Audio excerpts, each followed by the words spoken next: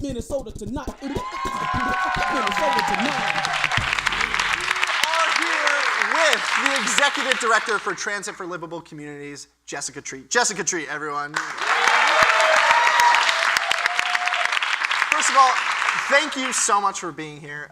Thanks for having Can you me. first start us off by saying what is Transit for Livable Communities? What do you guys do?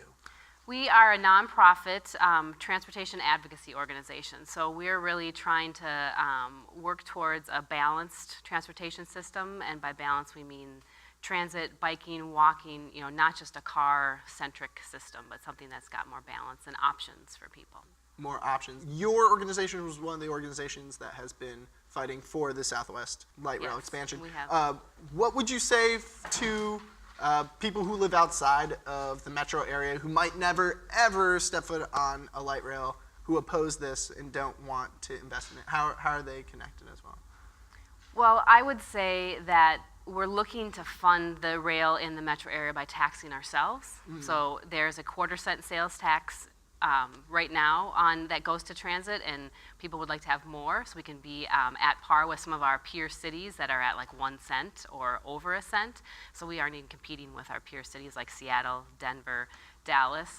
So we want to tax ourselves in the metro to build high efficiency transit lines so we can move more people. We've got a lot of people here. We've got these corridors that we can move a lot of people, and then you can have your road money for Greater Minnesota. Yeah. We won't be competing otherwise we'd compete with you for building expanding highways to get all these people in cars to try to move them. That's not very efficient.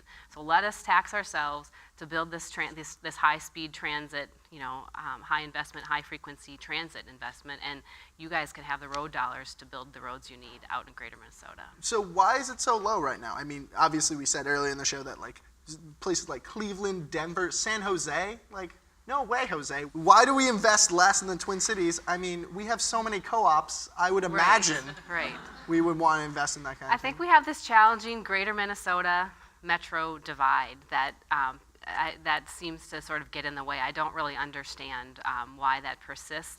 A lot of the places that have taxed themselves to that level have done referendums, so they've actually taken the issue to the people and the people have voted. That's not something we've done here yet.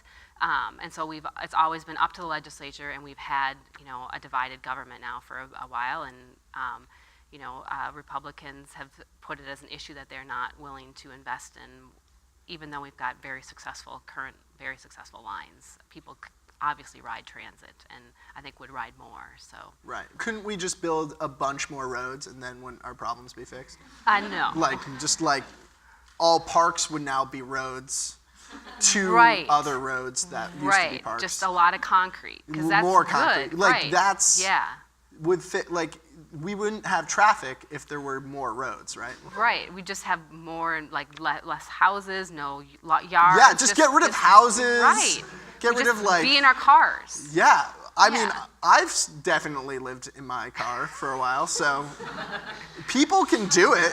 You cannot build your way out of congestion. As soon as you build a new lane, it fills up with cars. I mean, that's been proven over and over again. So there isn't a way to build out of congestion. You build a light rail, you add a car, you're moving so many people on those. You add a car to the light rail? Yes. Okay, so you put it on top? Okay, sorry, you got it. You string them together. Oh, okay, got it. I've never rode public transit before. Don't know how. You should try it. I should. Yes. Yeah. Excellent. So what? I will take. You work so hard at it. I will take your word for it. What can you say to someone who is like really committed to this? What can they do to help public transit improve in the Twin Cities metro area? I would say lend your voice to the conversation. I mean, you'd be surprised. An issue goes forward, whether it's your local city council or the state legislature or what, and people think, well, that's reasonable. I don't have to lend my voice because reasonable heads will prevail, so I will just let that happen. But the people that don't want change are the ones that come out. They're the 5 people that are angry people that don't want change, and they come out, and then people don't hear from actually people that want investment like this. So lend your voice to the conversation. Watch, what Transit for Livable Communities is doing, other organizations saying, get the voice out there. If you're from suburbia, talk to your parents, talk to your friends. I mean, this is a big issue with the suburban metro divide even. And so this is good. We want to invest in it. Lend your voice to the conversation. We need more voices to say, yes, this is the right thing, that we should be investing in this. Awesome. Well, thank you so much. Jessica Treat, everyone, from Transit. Minnesota tonight. Tune in. Minnesota tonight. Minnesota tonight.